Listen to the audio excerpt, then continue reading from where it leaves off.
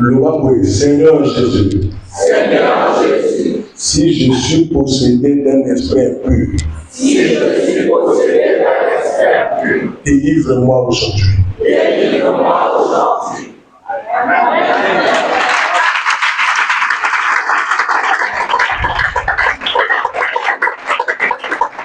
Amen. Amen. On nous montre que tout ce qui est mauvais a pour départ esprit impur.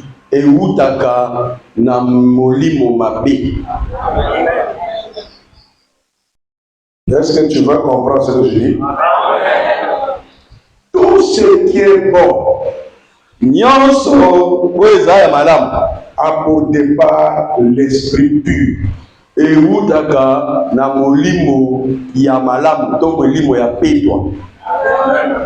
Tant que l'esprit impur ne te côtoie pas,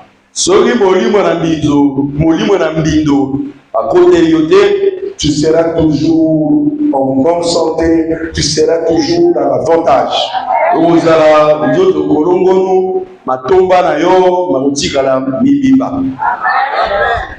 Amen. L'esprit impur a plusieurs manières de te contrôler.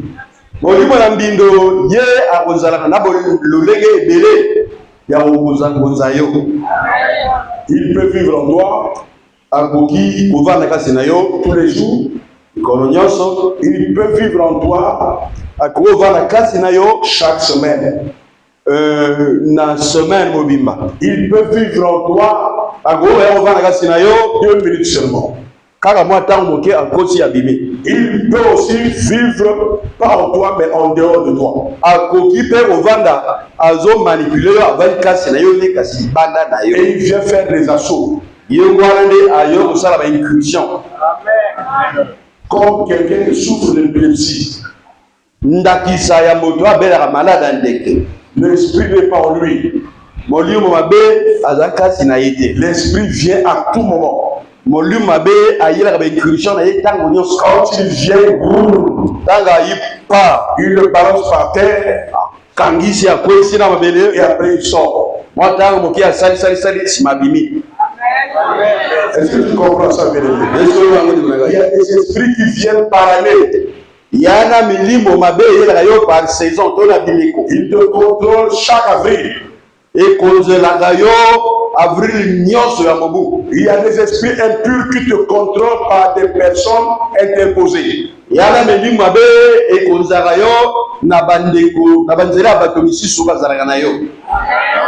Comprenez ce que je vous dis, bien aimé? C'est-à-dire, je suis avec lui. L'esprit-là ne vient pas sur moi. L'esprit vient sur lui pour me persécuter. Vous comprenez ça? Il n'est pas en toi. Mais le comportement de celui qui est à côté de toi est étrange. A des conséquences diaboliques sur toi. C'est toujours la manière des esprits de faire. Quitte à toi de comprendre qu'à chaque fois que le mal se dessine, peu importe d'où ça vient, c'est l'esprit impur qui est derrière. C'est à lui qu'il faut s'attaquer. Dieu d'abord amène. Que le mal soit physique, comme une maladie. Que ça soit invisible, comme un comportement. C'est toujours l'esprit impur. Est-ce que vous comprenez ce que je dis là? Le féticheur ne peut pas chasser l'esprit impur. Non.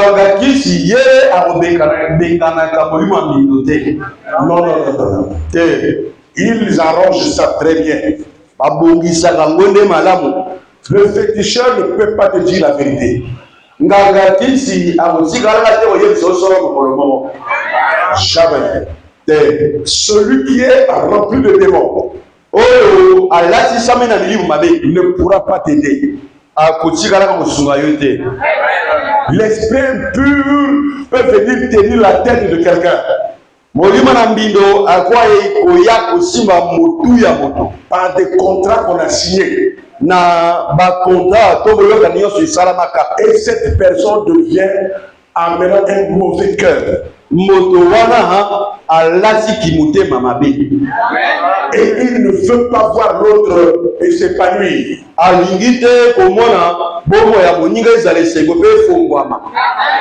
Ces personnes, on appelle des kamikazes. Il peut rester avec toi pendant des années. Il se comporte bien. Mais dans son cœur, c'est te faire du mal un jour.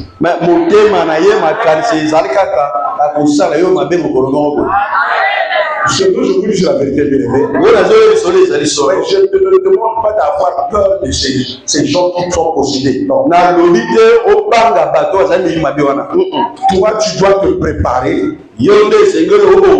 pour qu'un tel cassis arrive, que ça soit le cas de Judas. Il se préparait croyant que c'est lui qui devait faire mal. À la dernière minute, ça retourne contre lui-même. Je vous dis la vérité, peu importe le talent d'une personne,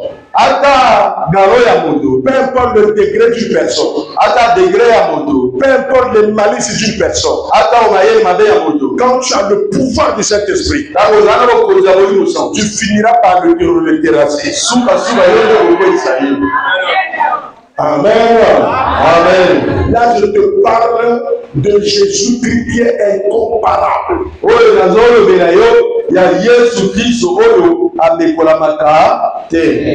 Incomparable, incommensurable. Jamais, jamais, jamais, jamais on l'a comparé. Si tu ne le sais pas, il faut le savoir. Peut-être que quand tu marches, tu te dis qu'on peut me faire du mal. Non, avec Jésus-Christ, tu vas avoir la victoire. Accepte d'abord ça par la foi. Ne raisonne pas, crois seulement. Amen. La vie des esprits impurs. Regardez cette personne, cet homme, était bien. Il était normal. Comme tout le monde. Il vaquait à ses occupations. Et quand l'esprit impur est rentré, c'est fini. Vous pouvez être d'une même maman. L'autre était bien. Assoiffé d'argent, il se fait posséder par l'esprit de magie.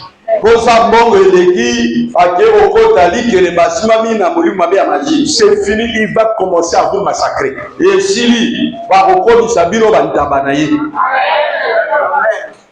Amen.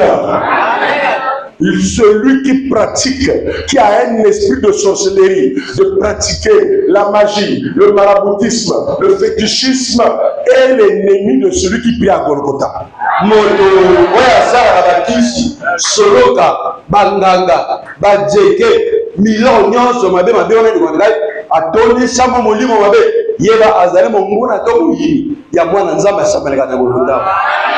Parce que nous avons l'esprit supérieur. Pendant que je t'explique l'esprit impur, mais n'oublie pas qu'en moi, ton pasteur, il y a l'esprit supérieur, le Saint-Esprit de Jésus-Christ, prêt à chasser n'importe quel esprit qui est en toi.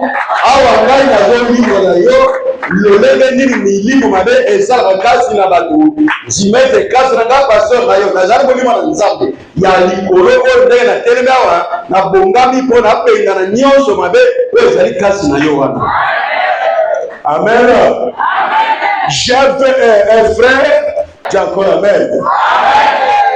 Ozali boso ya moto asalaka magie okomi kolenga yo moko. Okomi kosala ba prière ya protection. Ya nzambe batela ngai. Ça veut dire que tu es déjà dominé par la peur.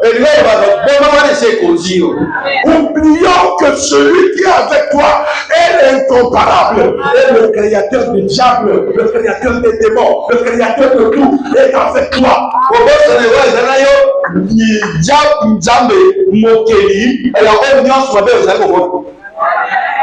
Un mois après, puis Jésus crucifié.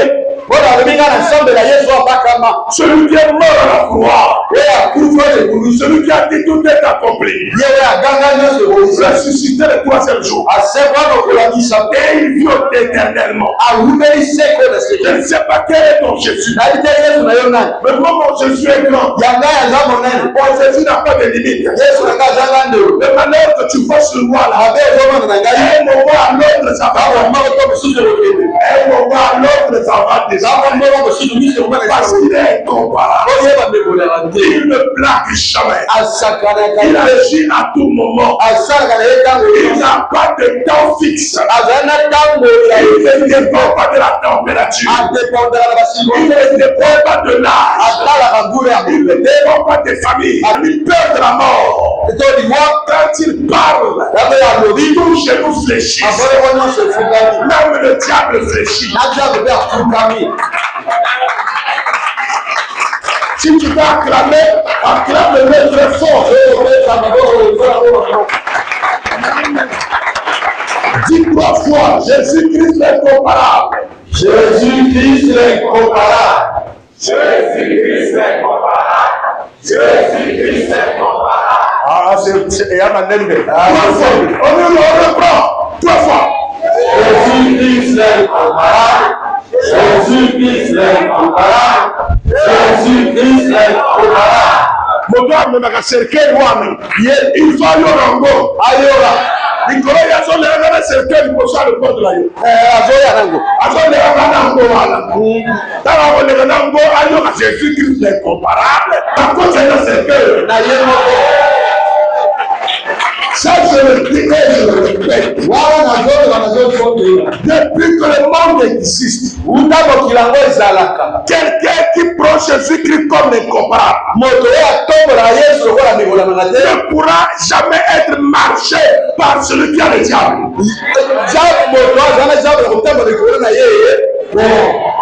C'est la vérité, on peut essayer, mais tu finiras par le gagner. On va te faire du bruit. Quand la foi commence à solidifier, il y aura du bruit tout autour de toi. Je vous dis la vérité, bien-aimé. Tu as l'impression même que ça ne va pas. Tu as l'impression qu'on va te détruire. On va fouetter un mensonge autour de toi. Et les pieds sur terre.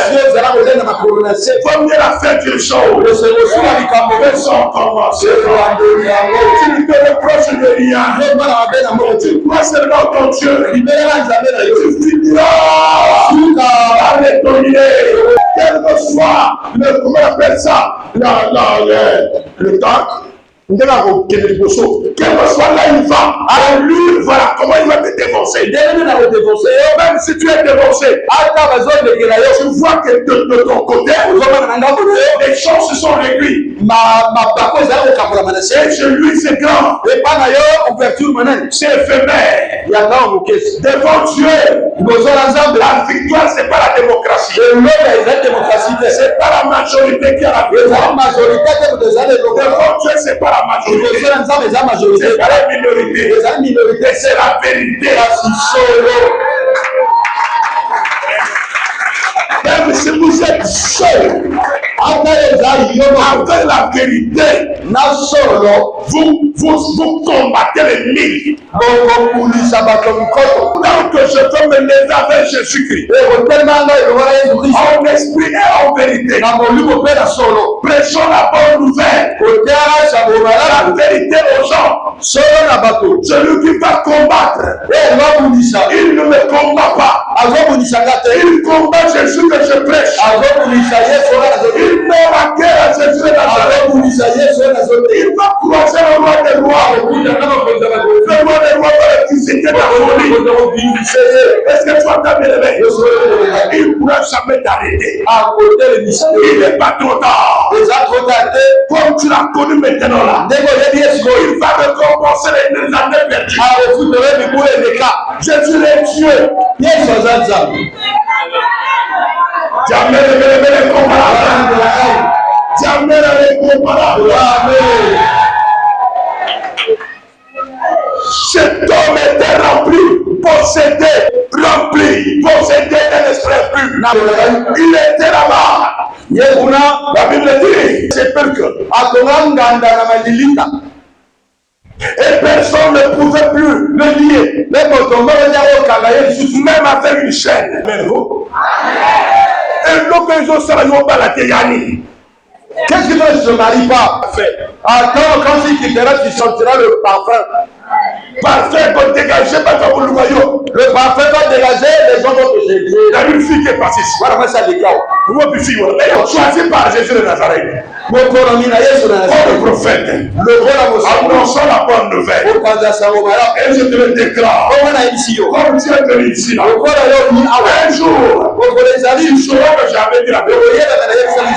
Le Saint-Esprit va poursuivre tous les démons qui te suivent.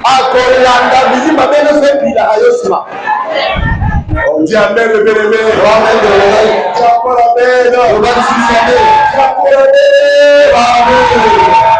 Cet homme, personne ne pourrait le dompter. Comme tu peux voir une jeune fille, personne ne le parle, il n'écoute personne. Comme tu peux voir un jeune homme, il n'écoute personne.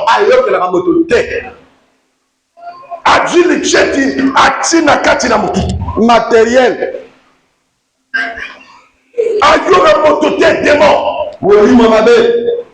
Le démon peut prendre quelqu'un. Il t'inflige une maladie. Une maladie qui te gangrène. Le démon peut te tenir la face. Juste tu es mis au milieu des milliardaires. Mais on ne te donnera rien. Mais dis amen, non? Dis encore amen. Papa, Oyawa. tu es arrivé ici. Ah, mais oui, nous sommes locaux. J'ai acheté quelque chose. Papa, vous sommes nés. Que veux-tu acheter, papa? Tant que Zolo a abimisi mbongo, mbongo a abimisi 3000 oye comme fruit. Ngata na moni ya asala kana mukonzi, ngana kasi lela ko bimisa ba biya sika. Abimisi nga 3000 donc 2000 oyo mama fufu asa bemsa. Ukanga tuna tuna liputa. Alembisa yango na mama. Abimisi bozo len papa ngari kadia. Te papa ngari pamboli nzoka ndi azosala geste ya Nzambe. Amen. Tango asali bongo chef na ya bimikuna. Ali weti. Oh nani? C'est qui là? Ali chef na ngai. Okonzi na ngai. Ande ko ngana yoki chef de pulka. Mais c'est un chef qui a des milliards. Mokonzi na ye motafranga. Mais azo benga ye motazo sima sac. Mais azana ba 3000 ya fufu. Amen, papa. Yo sakana satana. Amen. Tant qu'on a bongo bateko, automatiquement le menanga chasse le démon qui est sur sa face. Bengana molu mabe asime lokina ye. Dans au nom de Jésus. Akombo na Yesu. Quitte pour que ce chef le voie. Bima mokonzi ya oyo amona ye. Amen. Amen, amen, lui papa merci. Akende boya lui papa to sali 15 ans. À part salaire où il y a pesa kanga. Longola salaire où il y a pesa. Yenda na pesa nga 10 000 francs. Il ne m'a jamais tendu le fils quand bien de 10 000. Alors bakanga mbongo ba mérité ki. Mbongo il faut ça. Mais d'autres personnes pesa commerce. Il y en a d'autres qui donnent les activités commerciales. Pesa yo commerce donc a personne aucun côté qu'après a personne ba cadeau comme commerçant. Mais il va pesa même pas 10 000. Kindoki démon ya possession oh le gars y a moko akena ko ndoke kobela cimetière. Oui, yo y a la prière c'est la distraction. Nzambe akelaka pauvreté. Nzambe akelaka moto malade te. Bilonga moto soit na sawa. Lelo ba démon la mosinga na ko Yesu. Amen. Ndapena kiena ngaye pa kiena chef. Na yoka vers 16 heures. Baso lukangai. Moto maka zo lukayo, ali so ka moni prophète tel là ko kenete. Ka ali na za fatigué le wana bango, appelle na téléphone. Ali na kenete. Je n'irai pas. Donc azo crier sur na yoka na katanda. Non kenete prophète. Dans la moni motu na ngai quelque part, prophète, to kutela na ville. Baba to simanga elongi. Nga yo moto simanga elongi no obosani likambe sarami. Nga siko na kiti na zoya ali lo ali kamunyi yo ga ye kiba na Yesu. Kiba na Yesu. Ali papa ni tembo wa siriyo la. Oyo bango bazo koma na ndaka. Babi mananda oka pa. Ya li bi job loko yo pesa na mosi. Tango ya yo atandika mosi bo mosi ali. Mon chéri. Papa. Mais l'enfant là est avec nous il y a longtemps. Moi nous on fait le bien aux autres. Mais pourquoi on pense pas à cet enfant?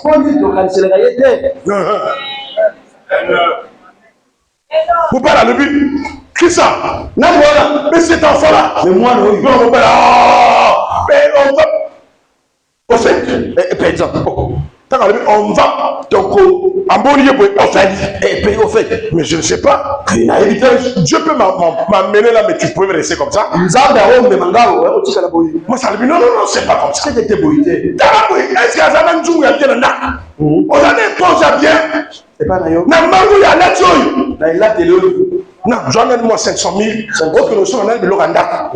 Comme ça, on va regarder ton problème. Du côté, il y a d'autres qui m'a côté la gamme. Papa! On s'en gagne. On s'en gagne.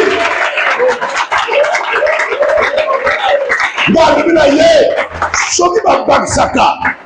Sona yeba ke boye kasina salmon il y a 3 millions. Amen. Nous sommes les premiers. L'aurait l'argent passé à qui?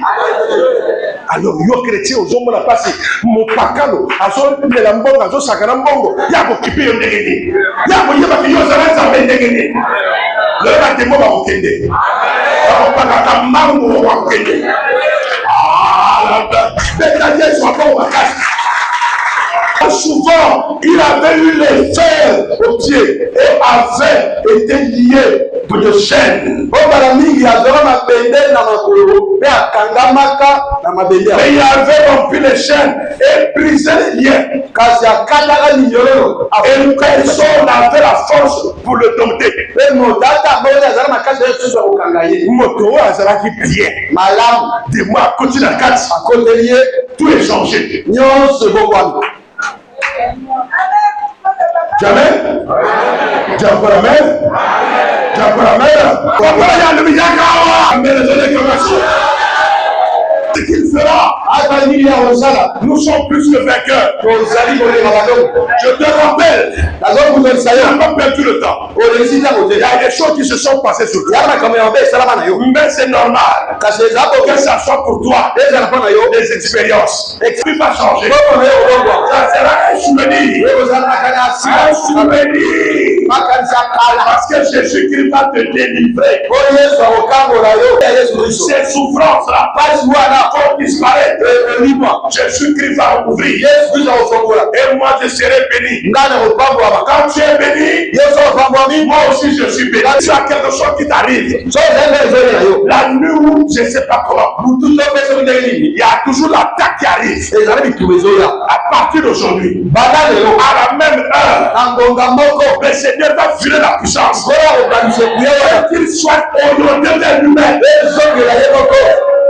Que tous les démons qui te contrôlent soient chassés. Tu n'as pas d'appel pour toi. Sois anéanti. Alléluia.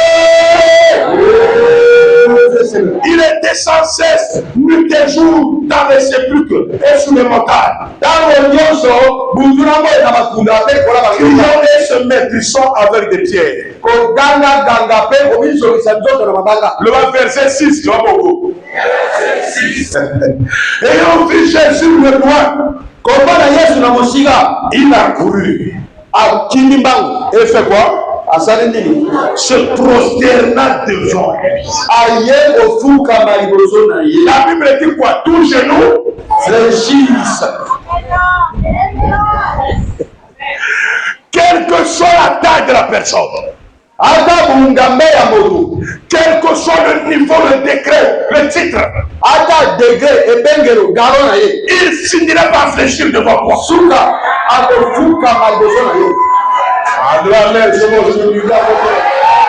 Oh, il va fléchir. Il va fléchir, mes amis. À bientôt, je vais organiser des mariages spéciaux ici. Ah oui, mes bien-aimés. Pour ceux qui pensaient que ils peuvent déravir ce gâteau-là, ils se trompent. Je vous dis la vérité, bien-aimés. Je vais anéantir tout fétiche qu'on a fait sur notre âme. Quel que soit le nom du fétiche, et les choses vont rentrer dans l'ordre. Après cette prédication, tu vas écouter ce que les gens vont te dire. Tu vas écouter quelqu'un dire pardon. Pourquoi je t'ai fait perdre le temps? Pardonne-moi, tu es ma soeur. Mais je ne comprends pas. Moi j'ai beaucoup d'argent. Et ma soeur est comme ça. La mère a donné comme ça. La mère m'a caché mes rêves. Pourquoi tu traînes? Que ces démons fléchissent. Qu'ils te retardent le mariage. Qu'ils fléchissent. Qu'ils détruisent ton commerce. Qu'ils fléchissent. Qu'ils te rendent malade. Qu'ils fléchissent. Qu'ils fléchissent. Il ne peut plus régner sur toi. Regarde-moi, ne regarde pas ailleurs. Que la lumière sort de mes yeux là. Ça attaque tous les démons qui sont en toi. Que ces démons fléchissent. Tout doit changer. Quand tu es passé là, tout doit changer. Mon Dieu m'a dit réveille-toi. Il m'a dit réveille-toi. Je t'ai donné beaucoup de gens. S'il m'a dit je t'ai donné beaucoup de 50 000 personnes. Lève-toi et parle. Je vais les délivrer. Non seulement ils vont aller au ciel, mais ils vont te bénir. Ils vont te bénir. Si tu n'es pas béni, c'est moi qui n'ai pas béni. Je vous dis la vérité, oui. Si tu n'es pas béni, c'est moi qui n'ai pas béni. Vous avez la même. Yo kanisi yo ngai moto ayi va attaquer Galbi. Je vais mettre à comment les ganangai na tia prophète Boloko. Yo mo bala ministre. Ba ko tanga Boloko. Hein? Pour le gars chéri, que Syria. Nini, mon pasteur ngai. Si il enferme mon pasteur. Ah, si enferme mon pasteur. Moi je veux me préparer dans le mais ça c'est qui ça me donne c'est qui le pasteur qui l'a enfermé c'est le commissaire il va appeler son ministre, son collègue de l'intérieur. Alors mais qu'est-ce qu'il va pas faire? Il détourne la maison et qu'il commissaire balongola ye nazokosa yo te yo oza diamant oza diamant nzambe apambola ye. Est-ce que tu entends bien aimé? Les roses ça n'était fait le bois nzambe afongola yo nzela oza mongamba ya bandinga te lelo yo ozala susu na nsima te nga na dieu na ti na premier rang tu es au numéro 1 change. Pourquoi pas toi? Pourquoi les autres? Pourquoi pas toi? Que tu sois béni, que tu sois béni, que tu sois béni, que tu sois béni. Alléluia. Que tu sois béni. Est-ce que tu m'entends là? Tu m'entends là?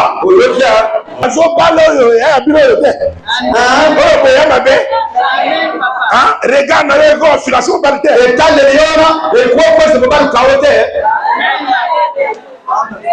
Il y a eu un commandant de motion au terme de message de fait. Regarde la pilipili au terme de tsunami sur la valeur.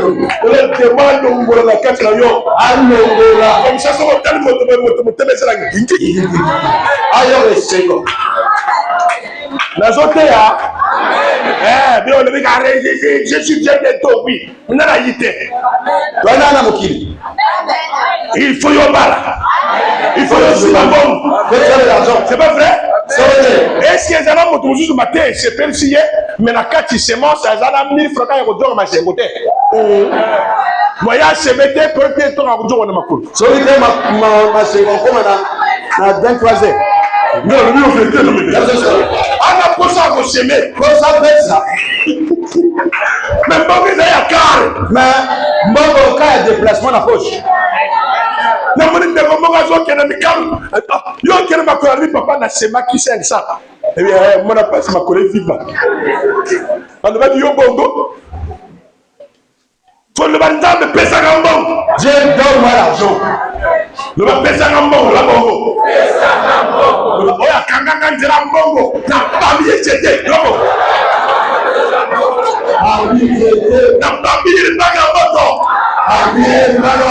na pambi ndongo ndongo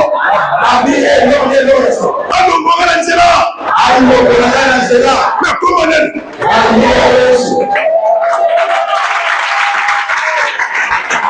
Alléluia. C'est une foi forte. Qu'y a-t-il entre moi et toi? Je suis fils de Dieu très haut. Je t'en conjure. Au nom de Dieu. Ne me tourmente pas.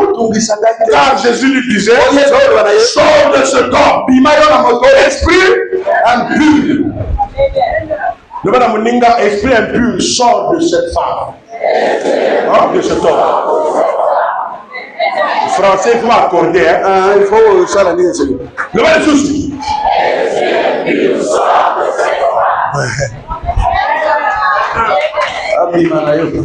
Oh.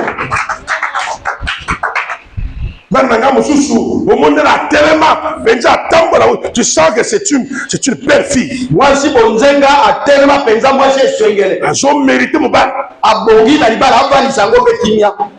A comment t'as vu ma kele rien. Avec le Congo rien. Avec le Tulu rien. Avec le Calou rien. Même qui dirait. Maman a attaqué. Maman a bazogal gelaye. Sur la statue de moto, a dû marquer un gros, je le cours à bois. Kanda, tu es à la maison, passe à la maison. Tu es où? Passe à la maison. Tu es où? Passe à la maison. Oh, le service, quel co? Oh, le sens à honnête. Il combat. Je peux arrêter même. Yo, qu'est-ce que c'est, Moussala? Kozana Makamba ya bien. C'est une bénédiction. Soit la ligue, il y a un repère ailleurs. Après ça, le coup, on a mis sur la bateau. Nous sommes consolidés, bien aimés. Sur le bateau, appelle les deux. Quand on dit Ménaillon, c'est la ligue. Je vais prier pour toi. Avant qu'elle n'est là. Avant que l'année finisse, il y a la personne au balai. Il y a la personne au balai. Pour la démon, pour la mari de la famille. Frère, tu m'entends là? Que tu sois riche. Que tu changes. Que tu changes.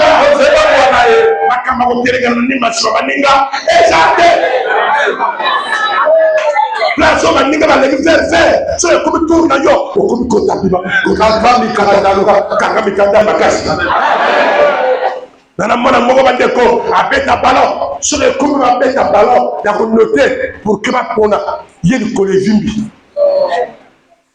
dikolo bawo de ko papa tanga nga zotambola mais so on noter ndenge je vais le moment pour que le mot yawa so ma papa ko noter biso na école moko yo ezala so na jiri so quoi a ko noter ba to ba noter ba sa yiba bindele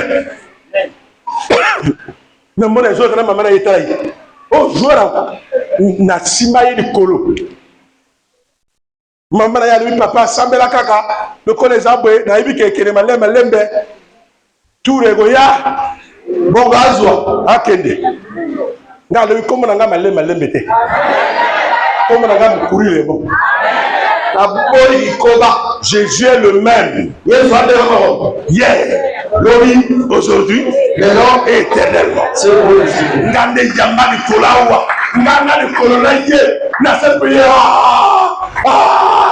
au monde donc maman na ye papa tika te ezo soir oh maman moko hypocrite nga kipe wa maman beaucoup te nga mona ya yo ye papa vas-y nga c'est tout sambela na c'est même 30 minutes na mona ka asale moi sport asale ngalbi ça le aujourd'hui ta penalty na baba batike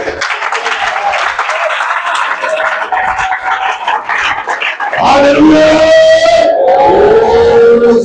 masala test ma joyeux akara ki sasa so akwa wo bile yimite akende kuna akende ba maroc akende alle ka so wapi kende jana sana yina tomra yesu modra modra tsere na yesu ngwame ya yesu ngwame okro mutu nena ouais on doit à l'église là je reçois trois fois nous chassons les démons aujourd'hui. Je suis chassé. Il disait démon sort.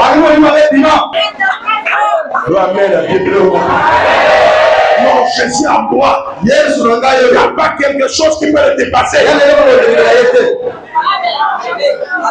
Nana frère Moraya, oh, papa la négate. Non.